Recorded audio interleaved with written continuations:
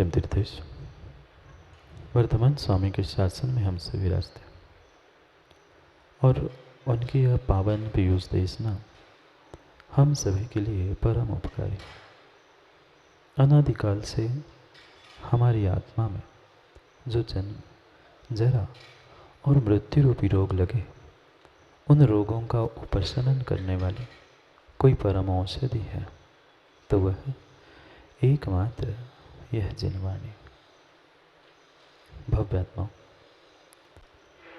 दौड़ के पीछे दौड़, दौड़ के पीछे दौड़, क्यों हो रही है दौड़? नहीं मिली आज तक कोई रोड, पर फिर भी हो रही है दौड़ के पीछे दौड़।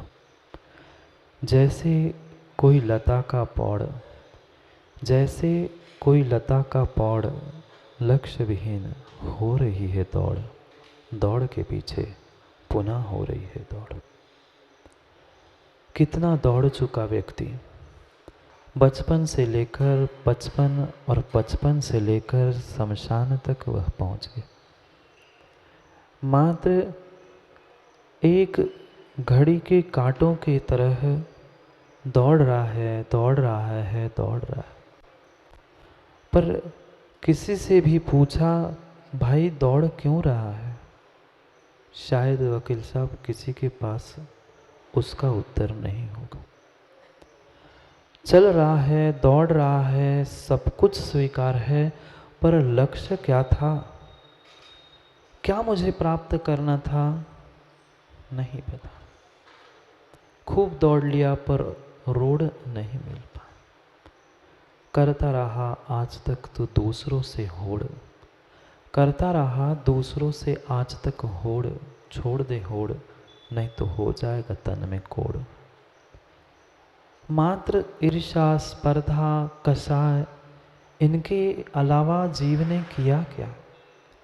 जितनी भी उसकी दौड़ चल रही है, भाग दौड़ चल रही है, उसे स्वयं को ही नहीं पता कि मैं पहुंच कहाँ रहा हूँ, मेरा लक्ष्य क्या है।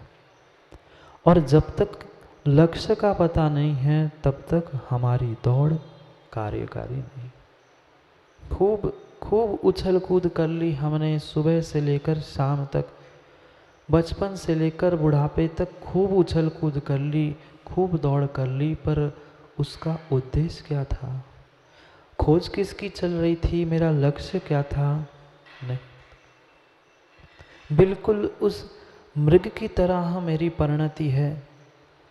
वह मृग हिरण भी दौड़ता है, सोचता है सामने पानी है और आगे पहुंचता है। वहां पहुंचते देखता है यहाँ तो पानी है नहीं। वहां से देखता है, उसे लगता है आगे थोड़ा सा पानी होगा, वहां पहुंचता है, वहां भी पानी नहीं। क्या ऐसी परिणति हम लोगों की नहीं हुई? यहाँ बैठ के हमें लगता है मंदिर में बैठे बैठे नहीं, घर में सुख साता मिल जाए। घर में बैठते हैं तो लगता है मंदिर में पहुंचूं, पर मात्र मृग मरीचिका समान हम सुख, शांति, शरण और सब कुछ खोज रहे। जब तक उस व्यक्ति की शरण नहीं पाते हैं तब तक हमें यही लगता है कि वो मेरे लिए शरण था। पर जैसे ही समय आते ही वह अपना सहयोग बंद कर देता है, समझ में आता है अरे ये भी शरण नहीं। जैसे उस हिरण को जब तक पास नहीं पहुंचता तब तक दूर से पानी दिखता है, ऐसे ही हमें प्रत्येक व्यक्ति, प्रत्येक स्थान, प्रत्येक वस्तु में शरण दिखती है जब तक मैं उसके पास नहीं पहुंचता। जैसे ही पास पहुंचता हूँ, असलियत का बोध होता है कि अरे ये माता पिता, भाई, बंधु, मित्र, परिवार, धन संपत्ति कोई शरण नहीं। मैं तो व्यर्थ में दौड़ रहा था, मैं तो व्यर्थ में उसे अपना बनाने का प्रयास कर रहा था।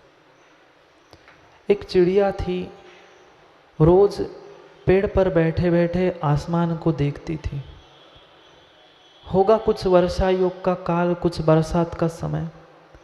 रोज आसमान में आने वाले बादलों को देखती और सोचती कितने सुंदर ये बादल है, कितने सुंदर बादल है। मैं मात्र इस वृक्ष की ऊंचाई पर, चोटी पर बैठी हूँ, मुझे तो उन बादलों को छूना है। कौन सोचती थी? एक चिड़िया रोज वृक्ष पर बैठकर सोचती थी कि मैं उस बादल को पकड़ लूंगी, उस बादल से कितनी सुंदरता मुझे दिखेगी, मैं ऊंचाई को पहुंच जाऊंगी। एक दिन उसने निर्णय कर लिया, शाम का समय था, अक्सर ही होता है शाम के समय में बादल आते हैं, बिखर जाते हैं। एक दिन उसने निर्णय किया, नहीं आज तो मैं उन बादलों को पकड़ के रहूंगी, मैं उस पर जाकर बैठ जाऊंगी। चिड़िया ने अपने पेड़ से उड़ान भरी और जैसे ही बादल पर पहुंचने वाली थी, अचानक हवा चलने लगी और बादल के पास पहुंचते पहुंचते देखा तो बादल कभी इधर भागे, वहां उड़कर पहुंचे तो कुछ समय में पुनः बादल हवा के रुख से और दूसरी दिशा में जा।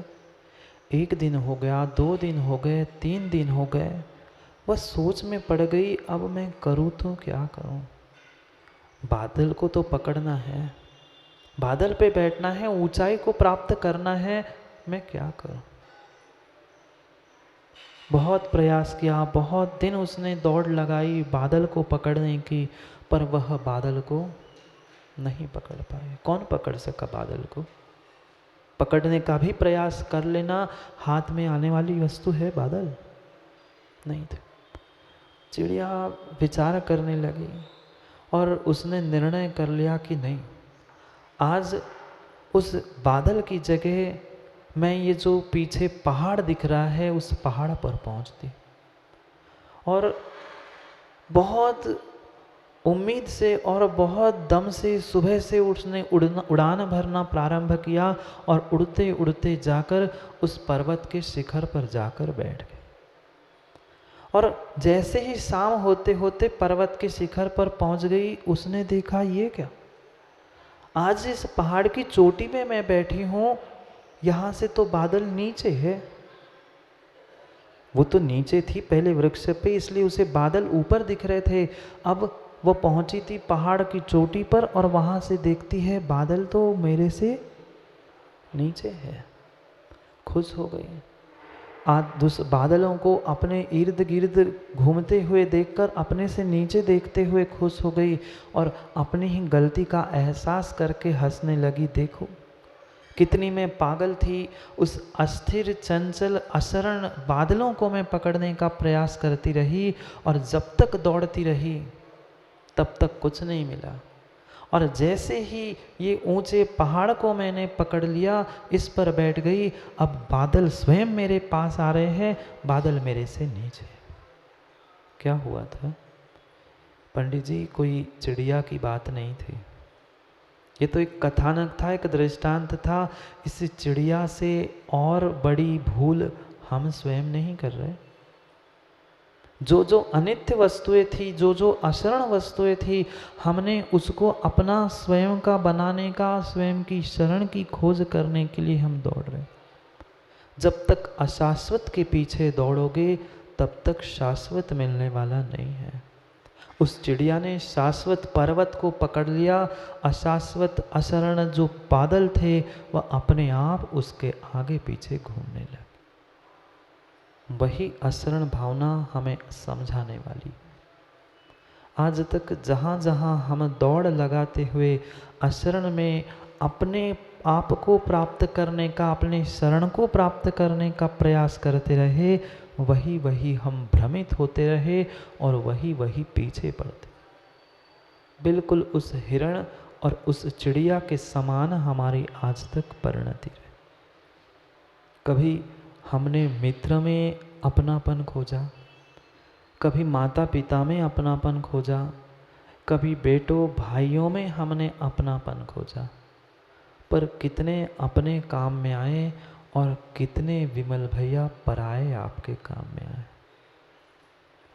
अभी तक की उम्र में हिसाब लगा कर देख लेना, माँ जितने जितने आप अपने कह रहे थे उतने उतनों ने समय पे धोखा दिया और जो पराए थे वे समय पे काम आते हैं। जिससे नहीं था मेरा वास्ता, उनके कांधों पे कटा मेरा अंतिम रास्ता। मुनि क्षमा सागर जी की ये पंक्तियाँ अक्सर हमें याद आती है। जिससे कोई नहीं था मेरा वास्ता, उनके ही कांधों पर कटा है मेरा अंतिम रास्ता। जब अर्थी उठती है तो कौन आता है कांधा देने के लिए? घर वाले कांधा नहीं देते, बाहर के लोग ही आकर कांधा देते हैं। आपका बेटा जिसके लिए मर रहे हो, जिसके लिए तड़प रहे, जिसके लिए पाप कमा रहे हो, निहाल चंद जी, वो आगे आगे चलता है, वह हमेशा आगे चलता है अग्नि को लेकर, पीछे मुड़ के भी देखता नहीं है पीछे कौन आ रहा है, देखता है क्या? और जिससे कोई हमारा वास्ता नहीं था, ऐसे लोग हमारा अंतिम रास्ता शमशान तक पार करते हैं। पर फिर भी व्यक्ति एक एक इंसान को जोड़ने के पीछे पड़ा है, एक एक संबंध अच्छे बनाने के पीछे पड़ा है। ये संबंध, ये व्यक्ति सांस देने तक काम नहीं आएंगे। बेटा आग देने काम आएगा, वह पड़ोसी कांधा देने काम आएंगे। विचार करो कहाँ हम अपना समय व्यतीत कर रहे हैं, किसे हमने आज तक शरण मान के रखा था और वास्तव में हमारे लिए शरण था कि नहीं था। जो शाश्वत था उस शाश्वत को तो हम प्राप्त करने का कभी प्रयास नहीं करें, और जो अशाश्वत था उन अशाश्वत को ही हम प्राप्त करने का पुरुषार्थ करते हैं। ये बात हमें बहुत अच्छे से समझनी होगी कि शाश्वत को कभी भी मिटाया नहीं जाता और अशाश्वत को कभी रोका नहीं जाता, नहीं रोका जाता। पर फिर भी हम भ्रमित हैं, हम समझते हैं हमारे लिए ये पूरा संसार, सब व्यक्ति, सब काम में आ जाएंगे। नहीं आएंगे। ये निमित्त तो हो सकते हैं, पर उपादान तेरे स्वयं का होना आवश्यक है। माता पिता हो चाहे बेटा हो, कोई शरण नहीं है इस संसार में। अगर वास्तव में कोई शरण है, पंच स परम गुरु। कल भी समझा था, पंच परम गुरु व्यवहारे पंच परम गुरु अवर सकल संताप। मात्र संताप है, पर फिर भी व्यक्ति पता नहीं किस किस के पीछे दौड़ रहा है, किसकी रक्षा और किसकी शरण को प्राप्त करने के लिए दौड़ रहा है। ना वे रक्षक है ना शरण है। जिस बेटों ने अपनी माता पिता को शरण मान के रखा था, जिन माता पिता ने अपनी बेटों को शरण मान के रखा था, क्या वे आज तक माँ काम में आए?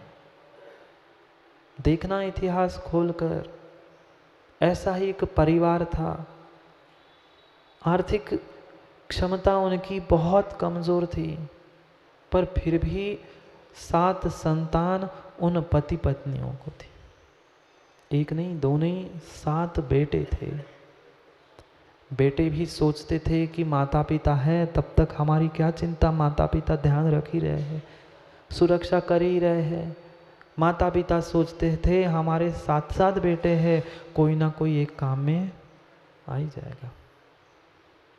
दोनों व्यर्थ में खुश थे, पागल थे कि लग रहा था ये मेरे लिए रक्षक होंगे, काम करेंगे।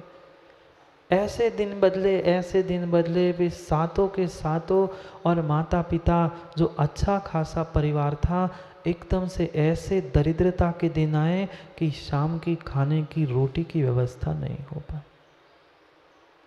जिस नगर में रहते थे उस नगर के राजा को भी बहुत दुख, बहुत कष्ट, बहुत परेशानी थी।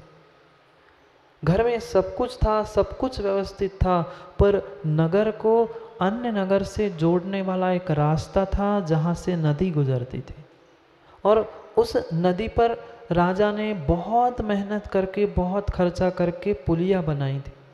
पर जब जब वह पुलिया बनाता था, 2, 4, 8, 10 दिन में पुलिया ढह जाती। खूब प्रयास किया, खूब महीनों तक कोशिश की, बाहर से भी लोग बुलाकर उन्होंने उस पुलिया को सुरक्षित बनाने का प्रयास किया, पर कहाँ बंद। फिर किसी एक पुरोहित ने सलाह दी राजा को, राजन अपन वहाँ जाकर देखते हैं वास्तविकता क्या है। खोज की, पता किया। अब कहने वाले तो हजारों होते ही विमल भाई। अच्छा हो जाए तो कोई ये नहीं आएगा, पर कुछ काम बिगड़ रहा है तो 50 सलाह देने वाले आएंगे, क्योंकि भारत है और फिर बुंदेलखंड है, यहाँ रायचंद जी की कमी नहीं है। महाराज जी ऐसा करो तो बहुत अच्छा होगा, ऐसा मत करना बहुत अच्छा होगा। अरे रायचंद नहीं, कभी करमचंद भी तो बनो, कभी कर्म करके भी दिखाओ। अक्सर अक्सर रायचंद मिलेंगे, जहाँ जाओ वहाँ मिलेंगे। और महाराजों को तो वकील साहब इतने रायचंद मिलते हैं कि क्या बताएं। पूरे सलाहकार महाराजों, क्यों वहाँ उनसे फ़ी मिलने नहीं है, बाहर फ़ी मिलेगी, कुछ मिलेगा। यहाँ महाराज है, कह दो क्या जाता है, बहुत अच्छा महाराज जी, बहुत अच्छा है, गौशाला ही में बने रहो, बहुत अच्छा है, आ गए 50 राय 50 ऊपर काम करने वाला कोई करमचंद नहीं। राय दी लोगों ने राजा को, राजा तो राजा ही था, राजा ने बात मान ली। उन सभी लोगों की राय दे दी थी कि ये पुलिया कुछ देवी देवताओं के कारण नहीं बन पाए, आपको पहले उन देवी देवताओं को खुश करना पड़ेगा और खुश करने के बाद ये पुलिया बन जाएगी। राजा था, उसको इतना भी विवेक नहीं रहा, क्या किसी देवी देवता को खुश करने से क्या कभी पुलिया बन जाएगी। बातों में आ गया अभिषेक राजा भी। लोगों ने कह दिया देवी देवताओं को खुश करना है तो कैसे करेंगे। फिर सलाहकार मिले, रायचंद मिले, उन्होंने कहा एक काम करते हैं, हम बलि चढ़ाते हैं। ये देवी देवता बलि मांग रहे हैं, एक लड़के की बलि चढ़ा दो, पुलिया बन जाएगी। अब राजा सोच रहा था मेरा इतना व्यापार ठप्प हो जाता है, आने जाने का एक ही रास्ता है और वो ही बंद हो जाता है, तो क्या करूं। राजा ने भी बात मान ली और उसने भी घोषणा करवाई, पूरे नगर में डिंडोरा पिटवाया, कह दिया कि जो अपने बालक को, अब देगा कौन बलि, भले ही वह राजा था पर किसी ना किसी से तो मांगना पड़ता, कौन बलि चढ़ाने वाला था अपने बेटे को। राजा ने विचार किया, निर्णय किया और पूरे नगर में घोषणा करवाई कि जो अपने बेटे को हमें दान स्वरूप देगा बलि चढ़ाने के लिए, उसके लिए उतने ही वजन का सोना दिया जाएगा। क्या घोषणा की, जो अपने बेटे को खुशी खुशी बलि चढ़ाने के लिए हमें दान देगा, उसको हम उतने ही वजन का, जितने बेटे का वजन है उतने वजन का सोना राजकोष से दे देंगे। क्योंकि हर साल पुलिया बनाओ, हर साल टूटे, हर साल उतना खर्चा कराओ। उन्होंने सोचा सलाह मिल गई है, ऐसा करके देखते एक साल।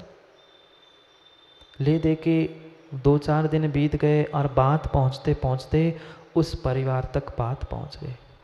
किनके पास, जिनके 7 बेटे थे, दरिद्री बन चुके थे। उनको जैसे ही समाचार मिला, पिता ने धीरे से आकर अपने पत्नी से बात कर ली, देख कल के खाने की व्यवस्था नहीं है अपने पास, हम 2 और ये 7, इन सबको संभालना है, व्यापार ठप है, कुछ नहीं हो रहा है, क्या किया जाए। राजा ने ऐसी ऐसी घोषणा की है कि कोई अपना बेटा खुशी खुशी देता है तो उसे उतने ही किलो सोना दिया जाएगा। एक क्षण को तो माँ का दिल दहल गया, कहती है सोच क्या रहे हो तुम, अपने बेटे को देने की बात कर रहे हो क्या। इतने तो हमने इतने साल उन्हें पाला पोसा जन्म दिया और आप कह रहे हो उनको। पति ने कहा थोड़े से शांति से आज रात सोचना।